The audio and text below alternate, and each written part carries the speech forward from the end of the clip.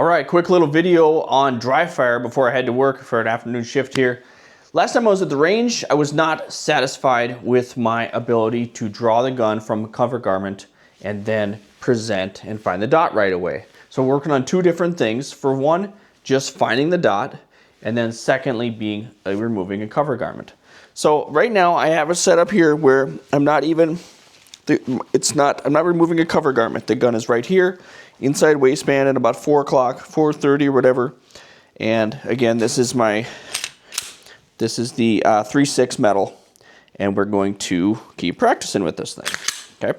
And in the last video I said the EPS carry, it's the SCS carry. So I do have a 2 MOA green dot in here, and that is what I'm presenting with. So find a spot on the wall that you want to target, and then draw your eyes to it first, and then bring the gun up to it that way, okay? So we'll start this way first. I'm just gonna bring the gun up. Okay, finding a spot, bringing the gun up, pulling the trigger.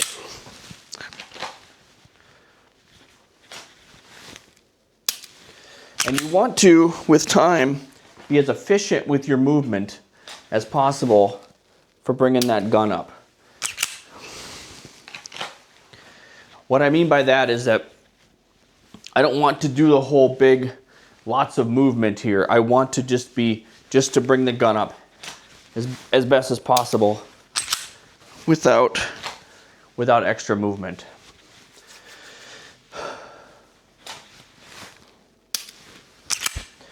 And part of it too is that you want to keep your body where it already needs to be. So if you can see this, my legs are slightly bent. I'm in a slightly athletic stance where my left foot slightly forward of my right. And then as I keep my head up, I bring the gun up, my sight alignment to where my head is, to where my eyes are. Okay?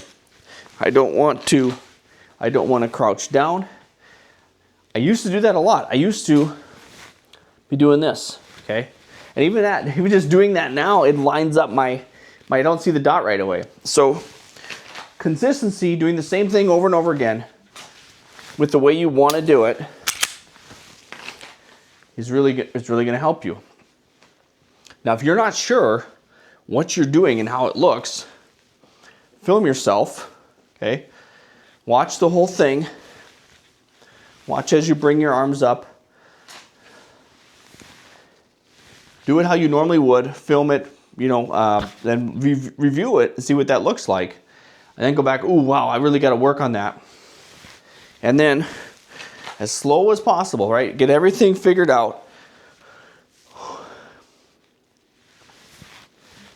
Bring the gun up how you want to, as slowly as you can. And you just do that over and over again. That's the main part of doing dry fire. It's not just your trigger squeeze, which is still incredibly important, but it's all the other stuff just to get used to that. Now, I took a couple steps in there. I don't really know why I do that, but I still feel okay with it. Now, I'm not saying like the get off the X kind of thing, but there's something to be said about being able to be moving while you're getting a gun out. Okay? That's not the wisdom of someone who's great at this. That's just how I feel about it at the moment, okay? So continue to dry fire. You should really do it a lot, okay? You should be tired. If you're doing dry fire properly, I wouldn't say necessarily your arms are that tired, but your hands, I guess your forearms, should be tired from that grip. Remember, you're not just holding it tight enough to squeeze that dot. You're holding it tight enough to manage the recoil in a way that you want to. Many new shooters, when they first start shooting at the range, click, and then they're going to do this kind of thing, right? Where they're going to have to readjust for each shot or several shots. That's one of the reasons to do the bill drill, is that you need to maintain that grip through all 6 of them.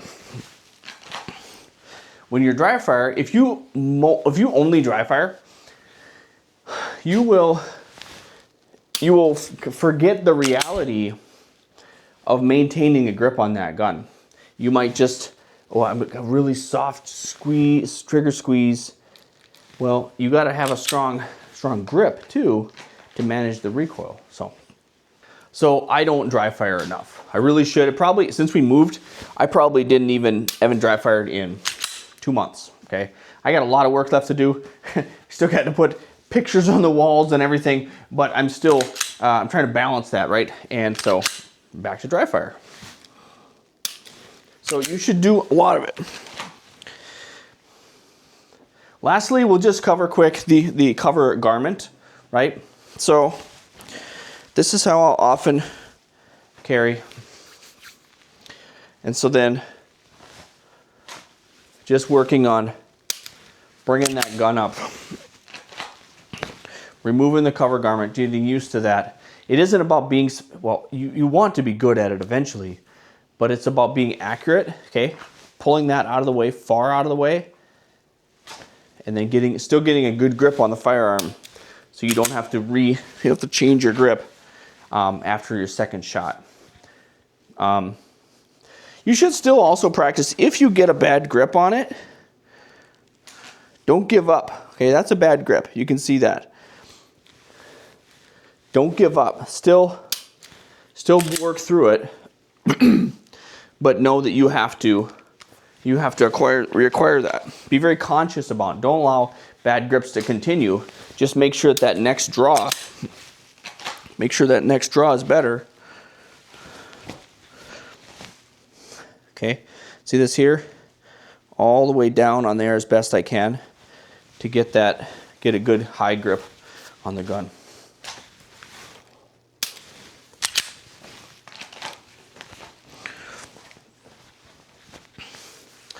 Just a little video on dry fire because I recognized I needed that practice from a trip to the range. And now, when it's cold, when I've just got a couple hours before work or whatever, I'm gonna go back and work on that so that hopefully next time I'm at the range, that practice, that muscle memory, the experience should be better for you. So,